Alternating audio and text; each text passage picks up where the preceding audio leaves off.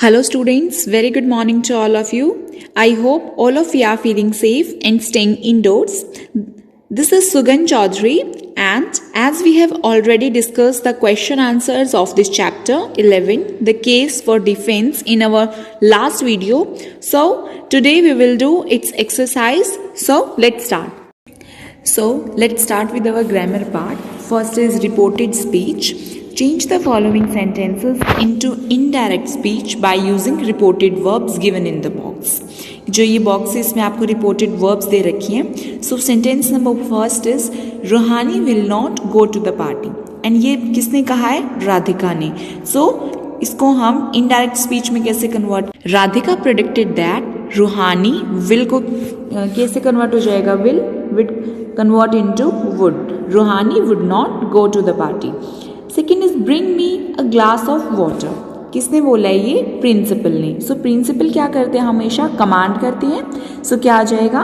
The principal commanded to bring him a glass of water. यहाँ पे था bring me a glass of water, तो वो command करते हैं तो to bring him a glass of water. Third is your dress is very beautiful. Peter ने बोला है ये. पीटर रिमार्क दैट योर की जगह हर ड्रेस वॉज वेरी ब्यूटिफुल. जैसे जो ये अंदर वाला पार्ट होता है, जैसे जो ये सेंटेंसेस दे रखे हैं, ये सारे के सारे क्या होते हैं? हमारे रिपोर्टेड वर्ब. रिपोर्टेड वर्ब का हम इसमें यूज करते हैं. So Peter remark that her dress was very beautiful. Fourth is please allow me to go to the trip father. Rosie अपने फादर को बोलती है, अपने पापा को रिक्वेस्ट करती है कि प्लीज मुझे ट्रिप पे जाने के लिए परमिशन दे दो. Then Rosy pleaded her father to allow her to go to the trip. तो यहाँ पे क्या आ जाएगा? प्लीडेड. प्लीडेड का मतलब क्या होता है? कि रिक्वेस्ट करना, प्लीजिंग वे में बोलना. टू मी की जगह आ जाएगा her to go to the trip. Next is what a nice building. John wondered that it was a nice building. ये किसने कहा था? John ने. So John wondered. उसको हैरानी आई. Why? Because in last there is exclamatory sign. So John wondered that it was very nice building. Sixth is the machine is not working properly, which I bought before 2 months. अरेबेला बोलती है कि machine properly work नहीं कर रही, जो मैंने 2 महीने पहले बाय की थी, खरीदी थी. सो अरेबेला कंप्लेंट, बिकॉज एक ये कंप्लेनिंग वे में है, that the machine is not, किसमें कन्वर्ट हो जाएगा? Was not working properly which she had boat before 2 months. जो उसने 2 महीने पहले बाय की थी. आई बॉट यानी जो सिंपल पास्ट है, that is converted into past perfect. She had bought before 2 months. Next is I will certainly meet you tomorrow. So Paul promised. किसने बोला? ये Paul ने. Paul promised that will किस में convert हो जाएगा? would में. He would certainly meet her the next day. Tomorrow किस में हो जाएगा हमारा? next day में. So Paul promised that he would certainly meet her the next day. We are getting married. किसने कहा? ये Mary ने. Mary announced that they were getting married, कि उनकी शादी होने वाली है. Next, correct the sentences if necessary. If no changes, then required put a tick mark. कि आपको देखना है कि जो फॉलोइंग सेंटेंसेज हैं वो करेक्टेड हैं या नहीं है. अगर इसमें कोई भी चेंज की रिक्वायरमेंट नहीं है, then you have to put a tick mark. So first is he asked me what he wanted. उसने मुझसे पूछा उसे क्या चाहिए था. So he asked me, यहाँ पे जो that है वो that नहीं आएगा और क्या आ जाएगा? He asked me what he wanted. इसको हमने ऐसे करेक्ट करके लिख दिया है. Next is the shopkeeper assured me that the machine would be delivered tomorrow. तो the shopkeeper assured me that the machine would be delivered. अब जैसे हम इनडायरेक्ट स्पीच में हम बोलते हैं तो tomorrow को किस में कन्वर्ट हो जाता है? तो यहाँ पे the next day. So यहाँ पे बस यही मिस्टेक थी. The shopkeeper assured me that the machine would be delivered the next day. Next is the teacher ordered the students not to make a noise. कि टीचर ने बोला कि बच्चे नॉइज ना करें. सो जो हमारा ये वाला सेंटेंस है ये बिल्कुल सही है. No changes required. Next is Radhika assured to her parents that she had no plans to leave school. Radhika assured her parents that she had no plans to leave school. यहाँ पे क्या हो जाएगा?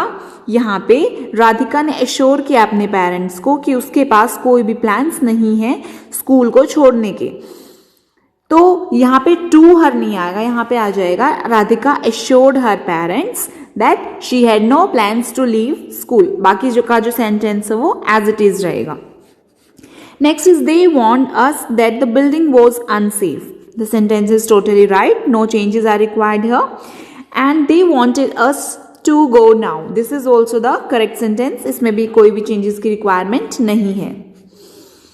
सेवेंथ है most people considered she is the best player in the world today. Most people consider, यहाँ पे क्या आ जाएगा, यहाँ पे आ जाएगा that she is the best player in the world today. And our last sentence is she promised that she would pick me up at 6 o'clock। 6, तो यहाँ पे जो ये वाला सेंटेंस है ये भी हमारा बिल्कुल राइट सेंटेंस है। नेक्स्ट हमारे पास है vocabulary. There are few legal terms which you have read in the lesson, जो आपने चैप्टर में कुछ टर्म्स को रीड किया है। So you have to write the synonym of each word and make sentences of your own.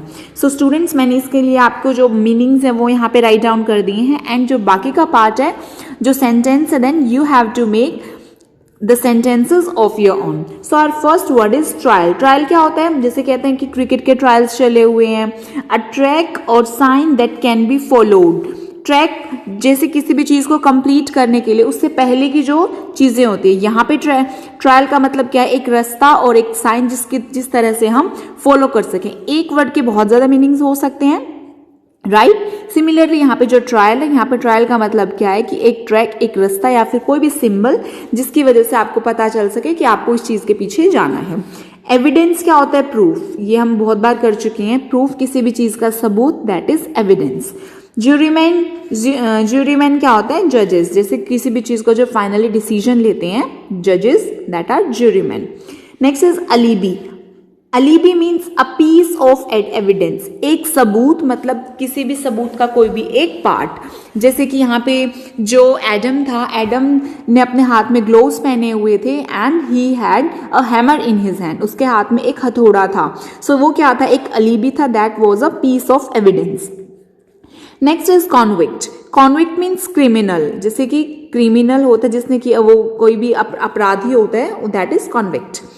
Criminal, फिर criminal का मतलब पूछा है, क्रिमिनल मतलब जिसने कोई भी क्राइम किया हो या कोई भी मर्डर किया हो, उसको हम मर्डरर भी बोल सकते हैं। प्रिजनर यानी कि कोई भी जो कैदी होता है, जो कि जेल के अंदर होता है, उसको हम क्या बोलते हैं, imprisoned. Okay, next is defence. Defence क्या होता है, डिफेंस किसी भी चीज की सुरक्षा करना, जैसे कि जो डिफेंस की जो पार्टी होती है जो सुरक्षा करते, प्रोटेक्ट करती है, that is prosecution. Okay, prosecute करती है जो चीजों को, जो बचाव करती है। जैसे एक तो अपोजिंग पार्टी होती है, डिफेंस जो पार्टी होती है जो कि प्रोसिक्यूट करती है। प्रोसिक्यूशन यानी कि बचाव करना, रक्षा करना, प्रोटेक्ट करना। विटनेस, किसी ने अपनी आईज के साथ किसी भी चीज को देखा यानी कि वो सबसे बड़ा गवाह होता है, उसको हम बोलते हैं एविडेंस या फिर विटनेस। काउंसिल, कोई भी आपको काउंसिल देना, काउंसलिंग करना यानी कि एडवाइस देना, अ पीस ऑफ एडवाइस देना। Next is our writing section. Suppose you are Mrs. Salman. Just imagine yourself that you are Mrs. Salman. So, having gone to your home at night, what did you feel? Write your feelings in the form of a diary entry. Students, I have already told you the pattern, diary entry का pattern मैंने आपको बता दिया है, जो उसका किस तरह से उसको नोट डाउन करते हैं। तो आपने सपोज आप मिसेस सालमन हो, तो आपकी रात को क्या हुआ, आपको एक डायरी एंट्री की फॉर्म में आपको लिखना है। So you have to write down your feelings. So this part है। On next page there is pronunciation, so I hope आप ये कर लेंगे, ठीक है।